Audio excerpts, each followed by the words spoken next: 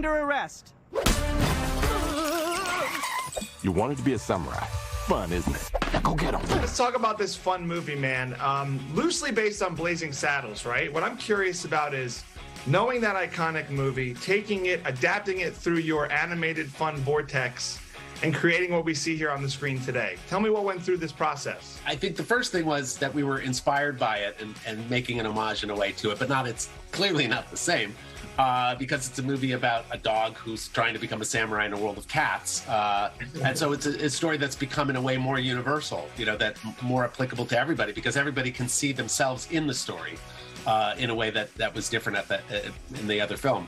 Cats and dogs, they're legendary for not getting along, hissing and barking. And with this film, we get cats and dogs to look beyond that, and they find that by cooperating, both are better off. Sounds like you need a mentor. Perhaps a once great samurai who has fallen on hard times maybe could use some help himself. But where could I find one? Get out of here. What was it like to jump into this character, this, underdog to dog character, right? Tell us a little bit about that. Graduated from underdog to just dog. Exactly, yeah. Yeah.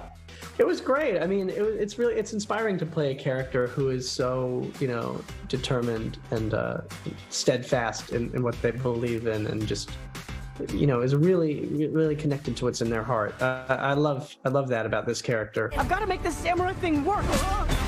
Hey, this is the training montage, isn't it? Sometimes you need a friend. No, if you were a dog in real life, what type of dog would you be? I don't know. I'd probably be a golden retriever who wants to be a German shepherd. Has an identity crisis. I like that. I spent some time in Chile years ago working on a movie, and in Chile they have dogs in the street, like wild dogs all over, hundreds of them. You just see dogs everywhere, like as if they were squirrels. And you have all these great moments with these street dogs, and so I think I would be that kind of dog where they're just a big mix, and because I don't know, there's something really I feel very drawn to those kind of dogs. So I think that's who I am. You'd be hanging in town, just having fun with everybody type of dog. Yeah, it's like you walk down the sidewalk and you see a dog running down the sidewalk like as if he has somewhere to be.